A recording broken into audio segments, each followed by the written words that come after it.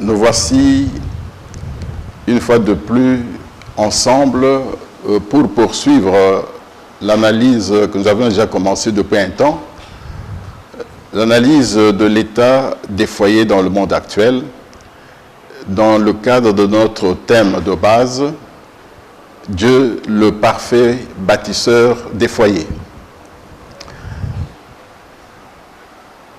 En étudiant les foyers dans leur état actuel, nous avions commencé par parler des foyers précaires et temporaires. Ensuite, nous avons partagé ensemble au sujet des foyers fondés sur des unions homosexuelles et lesbiennes, des foyers à base polygamique, des foyers divisés. Aujourd'hui, nous allons parler d'un autre type de foyer, les foyers en détresse. Qu'est-ce que cela veut dire, les foyers en détresse? Il s'agit des foyers qui traversent les déserts de la vie, c'est-à-dire qui expérimentent des épreuves innombrables, à tel point que ces foyers se sentent seuls, comme abandonnés. Ce sont des foyers qui sont moralement troublés et désespérés.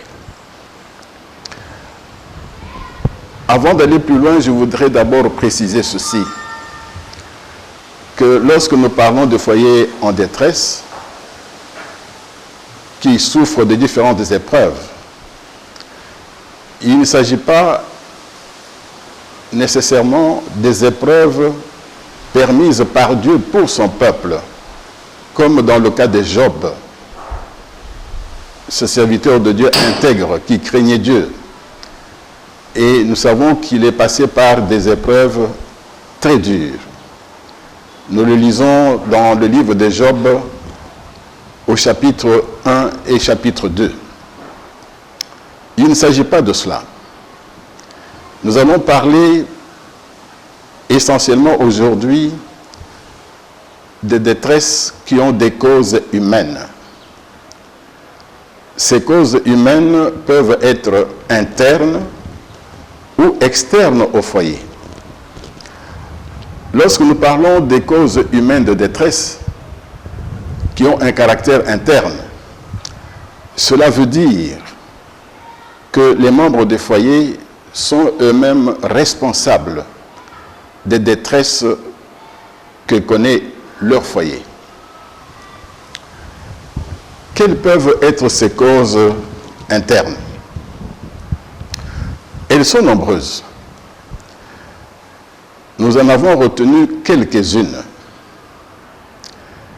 La première cause de détresse de certains foyers qui sont troublés, qui sont désespérés, qui se sentent seuls, comme abandonnés de tous, c'est d'abord un mode de vie aventureux des membres de foyer eux-mêmes. De quoi s'agit-il? Il s'agit des membres de foyer qui dilapident leurs revenus en menant, comme on dit, grand train, c'est-à-dire qui ne se privent de rien, qui ne pensent pas au lendemain. En d'autres termes, qui n'ont pas la sagesse de la fourmi que la Bible vante. Et j'aimerais que nous lisions 2 ou 3 versets de la Bible au sujet de la sagesse de la fourmi. Dans le livre de Proverbes, nous allons lire au chapitre 6, Proverbes chapitre 6, nous lisons du verset 6 au verset 8. Il est écrit ceci. Va vers la fourmi paresseuse. Considère ses voies et deviens sage. Elle n'a ni chef, ni inspecteur, ni maître. Elle prépare en été sa nourriture. Elle amasse pendant la moisson de quoi manger. Il s'agit en fait des foyers qui n'ont pas l'esprit d'épargne. Lorsqu'ils se trouvent dans les meilleurs jours, c'est-à-dire les jours de vache grasse, où les revenus rentrent facilement, ils disposent de beaucoup de revenus. Ils vivent très largement sur ces revenus. Et lorsque arrivent les jours mauvais, les mauvais jours, c'est-à-dire la période des vaches maigres, au moment où les revenus ne rentrent plus facilement, où il est difficile de gagner sa vie, ces foyers qui ont dilapidé leurs revenus pendant la période de vache grasse se retrouvent totalement démunis, ils deviennent méconnaissables et ils souffrent. Ils sont en détresse. C'est une cause interne. Manquer l'esprit d'épargne. Parce que nous constatons par exemple que ceux qui épargnent ne sont pas nécessairement ceux qui gagnent beaucoup. Il y a des personnes qui ont des revenus assez modestes, mais qui pensent au lendemain. C'est ainsi par exemple que nous voyons des personnes qui n'ont pas occupé des postes importants, qui n'ont pas eu des grosses affaires, qui peuvent se bâtir une maison, qui ont leur propre toit. Alors que ceux qui ont eu des gros revenus se retrouvent un jour dans la rue, où demeurent éternellement des locataires. Et à ce moment-là, il peut arriver qu'ils ne soient plus en mesure de payer un terrain, de se construire une maison. Voilà la première cause interne de détresse, manque d'esprit de prévoyance, manque d'esprit d'épargne. Il y a une deuxième cause. Si nous parcourons tout cela, c'est pour que chacun puisse se situer. En suivant ces émissions, c'est pour que chacun puisse rentrer en lui-même, voir dans quelle mesure il est concerné, et ainsi il pourra rectifier le tir. La deuxième cause interne de détresse de foyer, c'est la vie de péché. Il y a des conjoints, de pères de famille, de mères de famille, qui vivent dans le péché, c'est-à-dire qui se livrent à des excès de toutes sortes, à des plaisirs charnels, la boisson, le sexe, etc. Et lorsqu'on se lance dans cette vie d'excès, du manger et du boire, et puis d'une vie trop extravertie, on dilapide les ressources du foyer. Et parmi les conséquences que nous connaissons tous, c'est l'épuisement physique, la santé de plusieurs se détériore avec le temps. Il y a des personnes qui deviennent malades. Par exemple, le sida. Il y en a qui sont tombés malades du sida. Ou qui ont eu d'autres maladies à cause des excès, des blocages des reins, etc. Il y en a qui ont connu des accidents vasculaires cardiaques, AVC. Il y en a qui ont connu des morts subites et qu'on est allé ramasser, par exemple, dans des hôtels, morts. Tout cela amène aussi la détresse au foyer. N'est-ce pas ce que la parole de Dieu nous conseille de comprendre? Que ce qu'un homme a semé, il le moissonnera aussi. Ce que tu as semé aujourd'hui dans le désordre, dans cette vie d'excès, dans cette vie de plaisir charnel, pouvant conduire à des maladies, à l'épuisement physique et nécessairement à l'épuisement des ressources du foyer. C'est ce que vous avez semé. Et la Bible déclare, ce qu'un homme aura semé, il le moissonnera aussi. Vous pouvez lire cela dans Galates au chapitre 6, du verset 7 au verset 8. Voilà la deuxième cause interne des détresses que connaissent certains foyers. La troisième cause interne, c'est l'esprit de dépendance qui anime certains. Qu'est-ce que j'entends par esprit de dépendance? Il s'agit des personnes aptes à travailler, qui ont des aptitudes, qui ont des capacités pour travailler. Mais peut-être par paresse ou par orgueil, refusent les emplois qui leur sont offerts sous des prétextes divers. Par exemple, ils trouveront que l'emploi offert n'est pas assez valorisant. L'emploi offert n'est pas bien rémunéré. Alors, qu'est-ce qu'ils font? Ils ont des yeux tournés vers un parent nanti qui doit pourvoir à leurs besoins. Et ce parent, tant qu'il en a les moyens, les gros moyens, soutiennent ce foyer. Mais le jour où cette source tarit, où il n'y a plus d'argent, où ce parent nanti ne l'est plus, ces personnes qui étaient animées de l'esprit de dépendance se retrouvent en état de détresse. Ce sont des paresseux ou tout simplement des orgueilleux. Et la parole de Dieu en parle très clairement. On ne va pas le lire, mais je vous donne la référence. Toujours dans les livres des Proverbes, au chapitre 6, du verset 9 au verset 11, c'est clairement expliqué. Celui qui ne veut pas travailler, il plonge son foyer dans la détresse.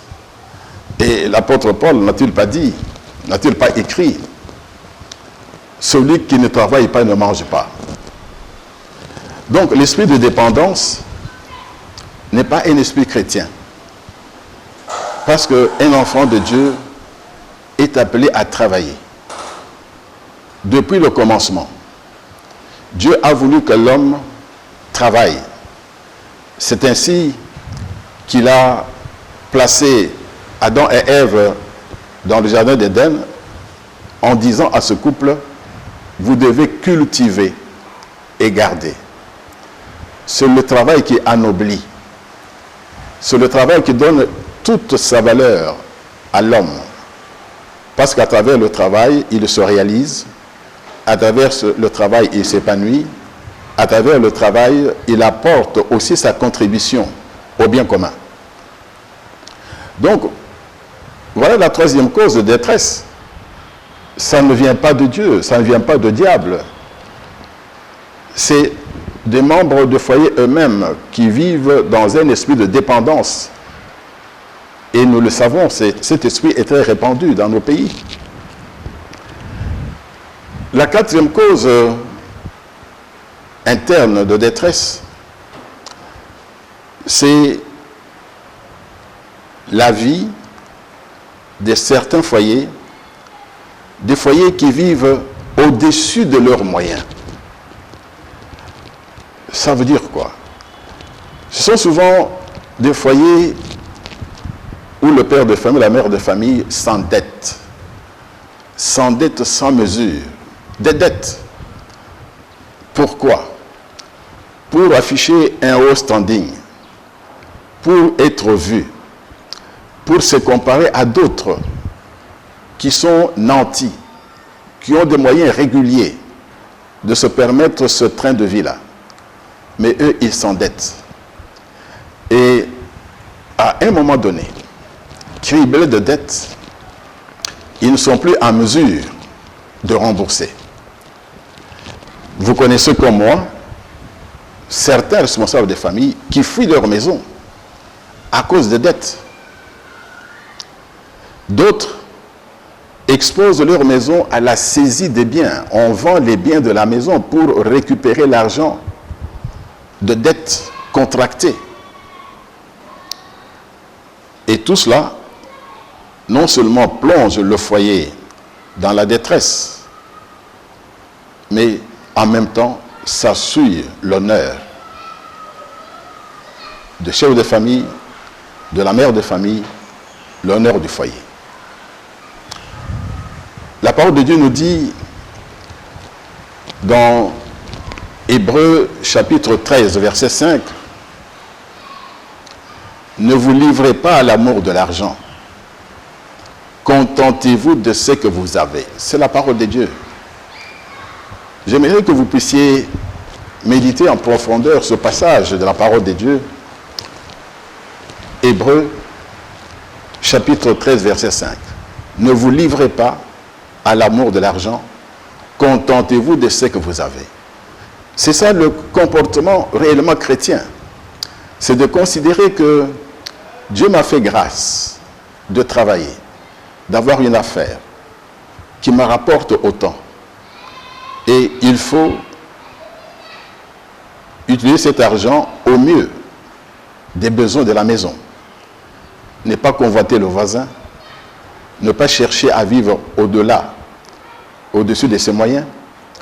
Parce qu'il est même déjà arrivé dans certaines maisons qu'un membre de famille, le père de famille, même un enfant, qui a en main, ils ont une maison, et celui qui a le titre de propriété, à l'insu des autres, il vend l'unique maison. Et les autres se retrouvent dehors. Qu'est-ce qui s'est passé? La maison est vendue. Nous allons louer telle part. Tout simplement pour faire face aux dettes accumulées, pour mener sa vie au-delà de ses possibilités régulières, normales.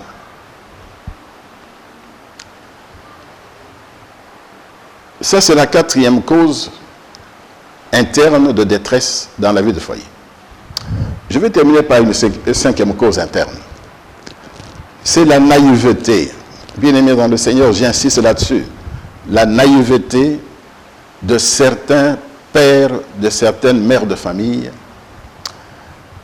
qui se laissent duper, qui se laissent tromper par des escrocs, des arnaqueurs.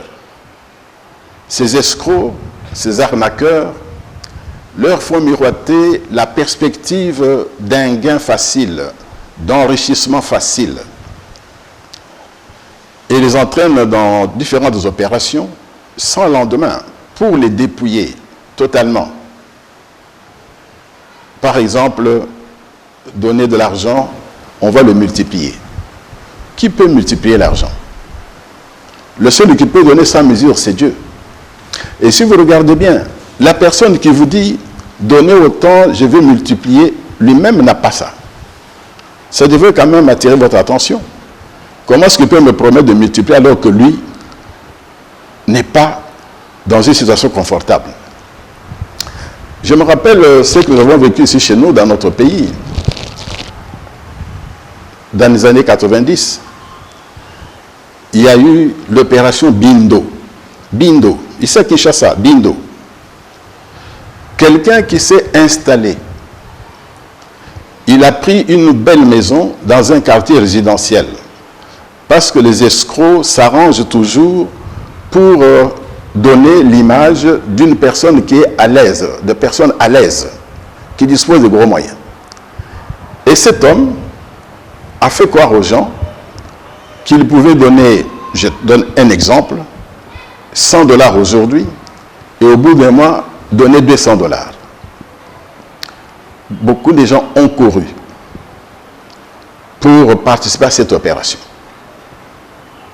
Et je me rappelle que, personnellement, j'ai eu à donner des conseils à certaines personnes, même des personnes formées, en leur disant que c'est financièrement impossible que quelqu'un puisse recevoir, je dis 100 $ de plusieurs personnes, et qu'au bout d'un mois, il puisse rembourser, leur remettre le double, 200 $. Beaucoup n'ont pas compris. Il y a des pères de famille qui se sont laissés voler, escroquer. Parce que c'est très facile. Au début, ils payent ces 200 $ avec l'argent que plusieurs apportent, jusqu'au moment où la pyramide s'arrête, il ne sera plus payé. Et il y a des membres des foyers qui sont tombés en détresse à cause de la naïveté, sous différentes formes. Il y a plusieurs formes d'escroquerie. Mais j'ai voulu citer cette forme-là, Bindo, qu'on a connue ici à Kinshasa. Et pour ceux qui suivent l'actualité internationale, il y a eu, il y a 10 ans, un grand scandale financier au niveau mondial d'un grand escroc. Certains l'appellent l'escroc du siècle. Un certain Madoff. Pour ceux qui ont suivi l'actualité, il y a 10 ans exactement, en 2008. Qui était-il Madoff? Madoff, c'était un homme d'affaires américain, un financier, qui avait créé une société d'investissement. Et il a fait exactement comme Bindo.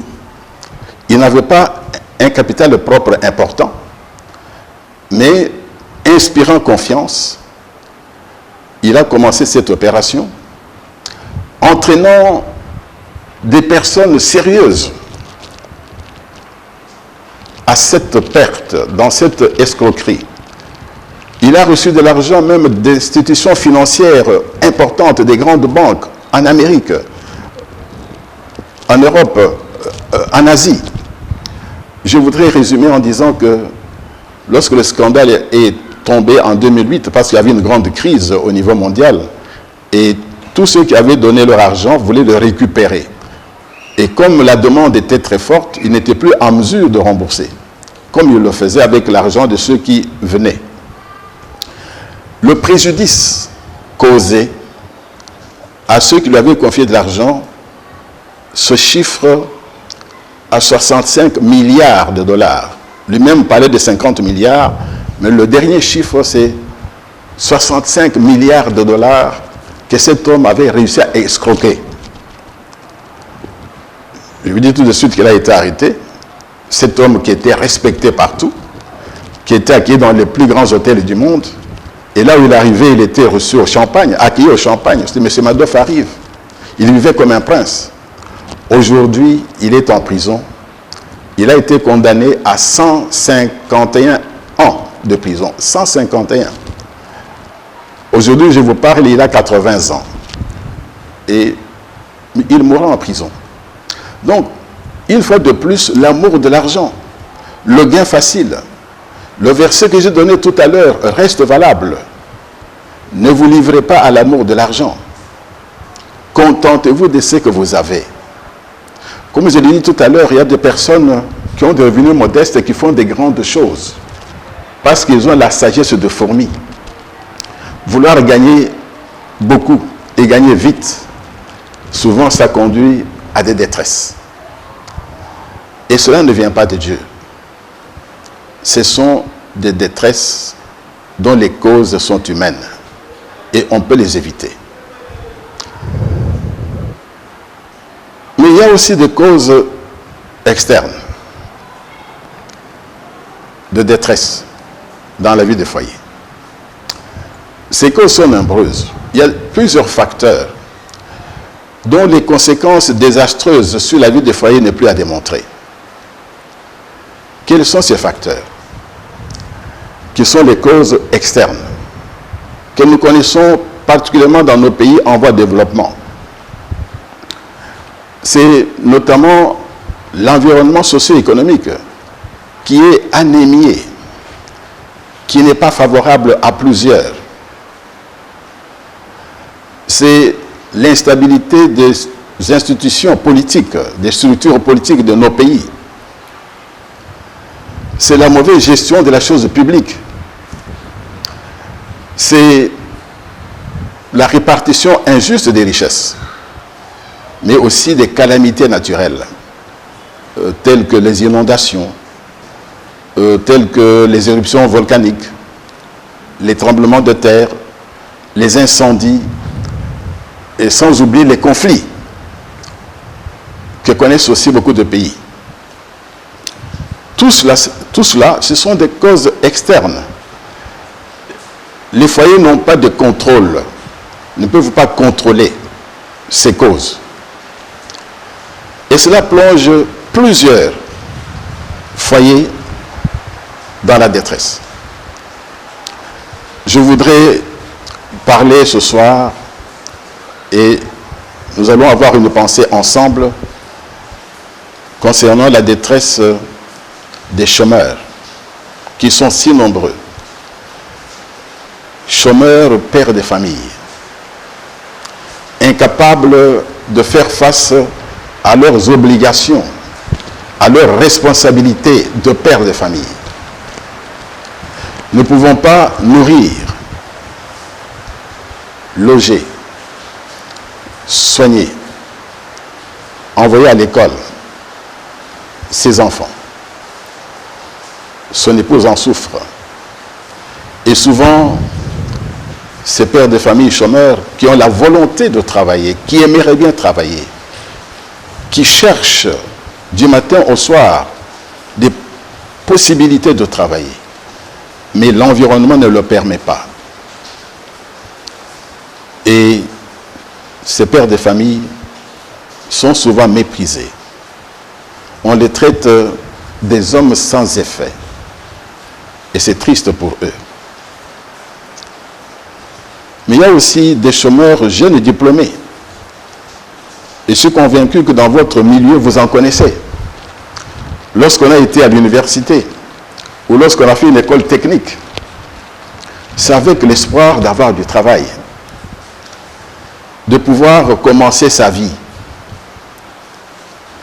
Or, dans la plupart des cas, malgré toutes les fêtes que l'on fait lorsque un jeune a eu son diplôme, c'est bien de le féliciter.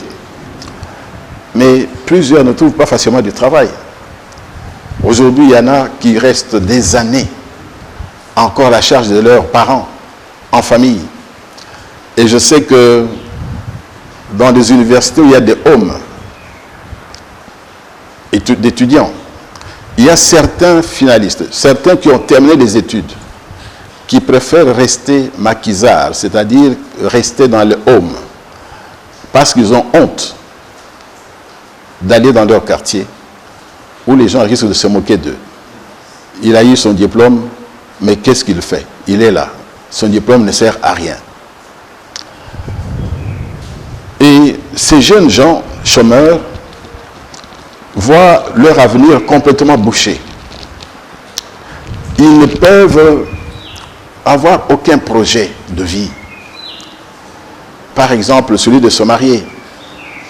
Il y en a qui accumulent des années de chômage. Il a terminé à 24 ans. Et aujourd'hui, il peut en avoir 30 sans travail. Comment se marier? Comment avoir une épouse? Comment avoir des enfants? Ce qui amène parfois certains, malheureusement, à mener une vie de désordre. Voilà un cas de détresse, le chômage de longue durée, qui plonge les foyers dans des détresses, qui vivent très mal. Une autre forme de détresse due à l'environnement, c'est la détresse des travailleurs sous-payés ou impayés. Lorsque quelqu'un va au travail, c'est pour avoir un revenu et nourrir sa famille. Il y en a qui ont des salaires vraiment de misère et parfois ce salaire n'est pas payé pendant des longs mois et même des années.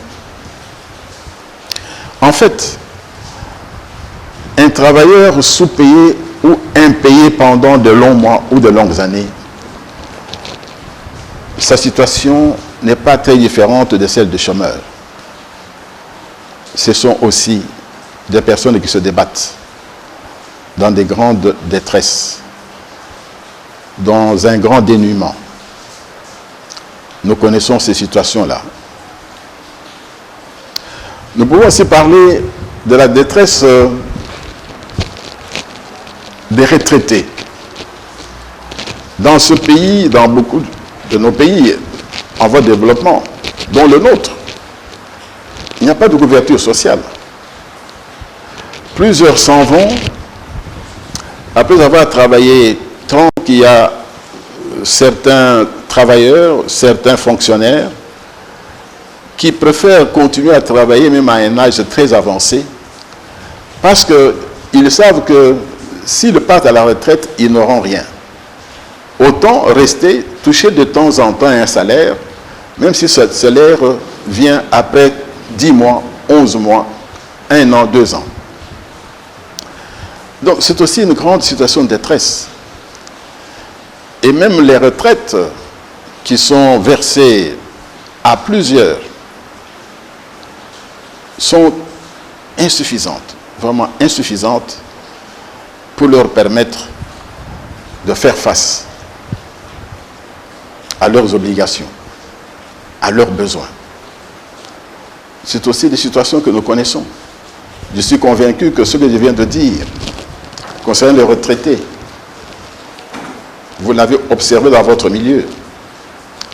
Gloire soit rendue à Dieu, parce que pour certains retraités, il peut y avoir en famille quelqu'un, un proche, qui a de la compassion, qui peut soutenir le retraité.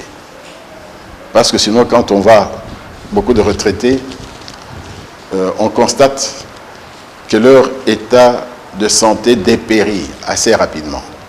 Parce que lorsqu'on ne mange pas à sa faim, qu'on dort avec beaucoup de soucis, lorsqu'on est malade, on ne sait pas se soigner, c'est l'état de santé qui dépérit assez rapidement. Donc, situation de détresse concernant beaucoup de retraités. Et cela à cause de tous ces facteurs externes que nous avons cités tout à l'heure. Il y a encore un autre type de détresse due à des causes externes au foyer. De quoi s'agit-il? C'est la détresse des veuves et des orphelins. Je vais insister là-dessus. La mentalité coutumière qui est celle de plusieurs dans nos pays, notamment ici chez nous, parce qu'on va se parler d'ici chez nous, où l'on considère que l'épouse ou la veuve, c'est une étrangère, elle vient d'une autre famille, elle ne peut pas jouir des biens de notre défunt frère.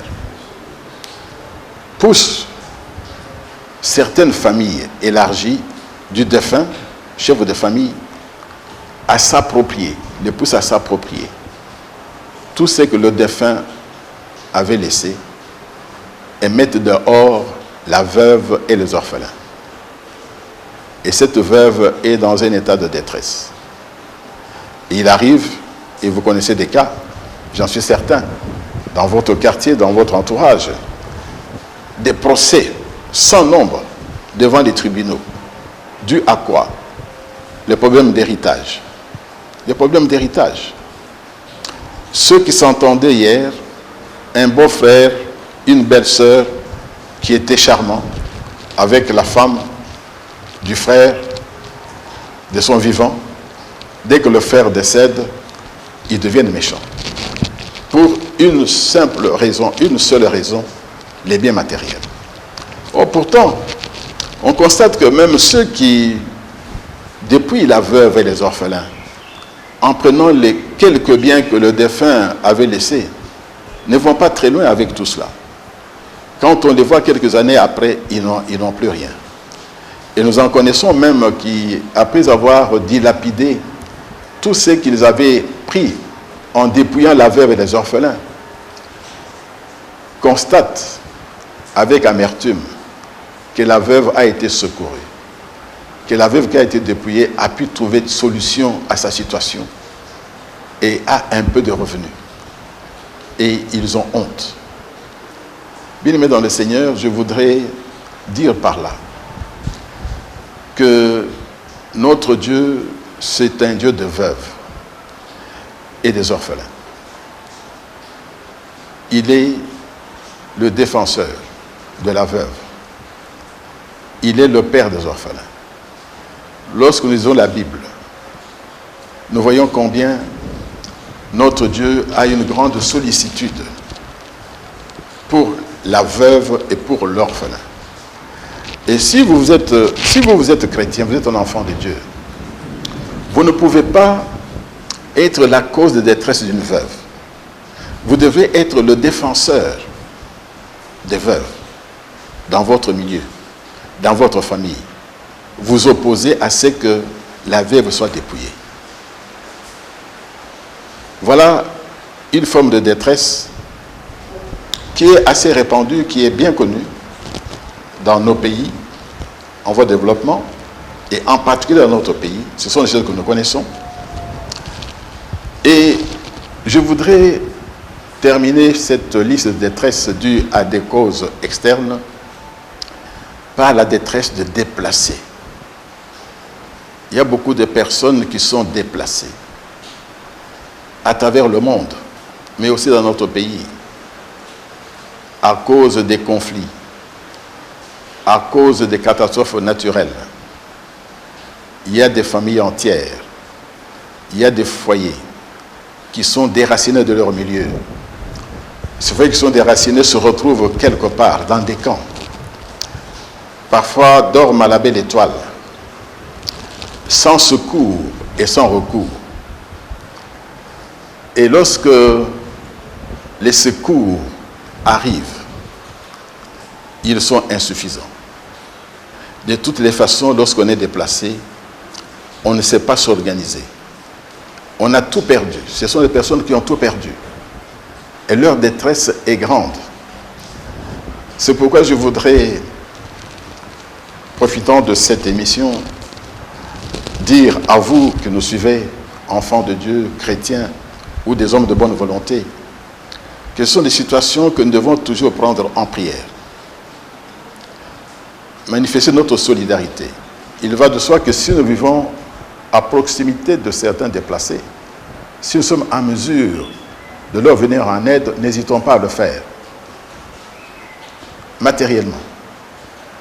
Mais il y a aussi une aide que nous voulons leur apporter, c'est les mettre en prière, afin que Dieu, qui connaît leur situation, puisse pourvoir et surtout puisse faire en sorte que les causes, toutes ces causes à la base de détresse disparaissent.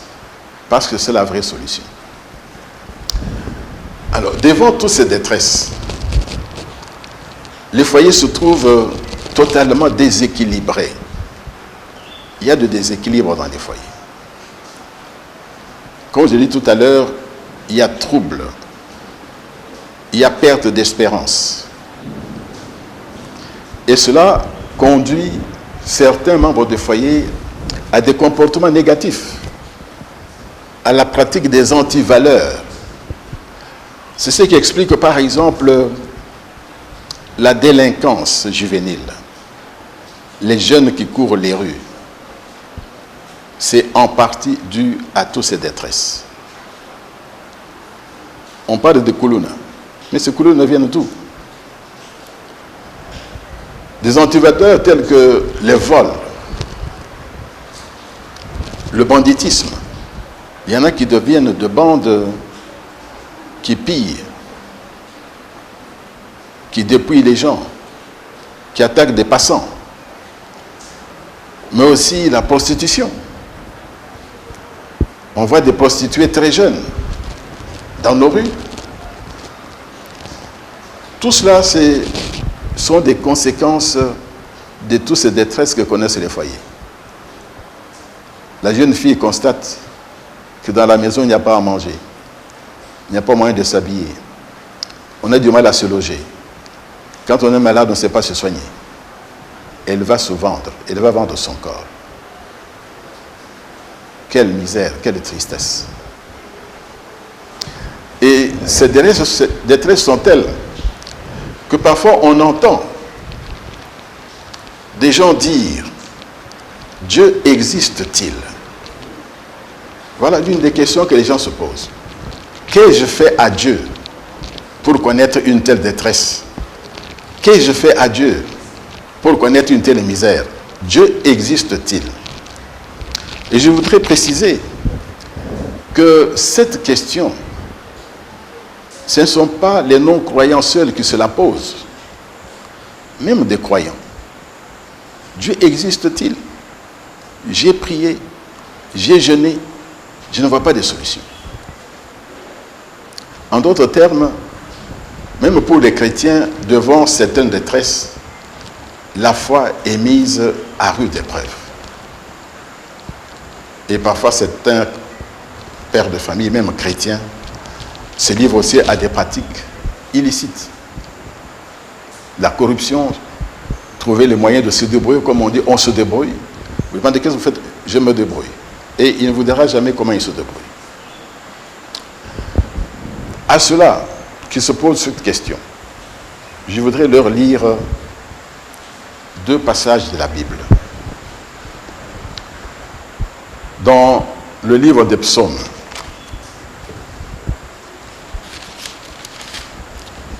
nous prenons le psaume 34.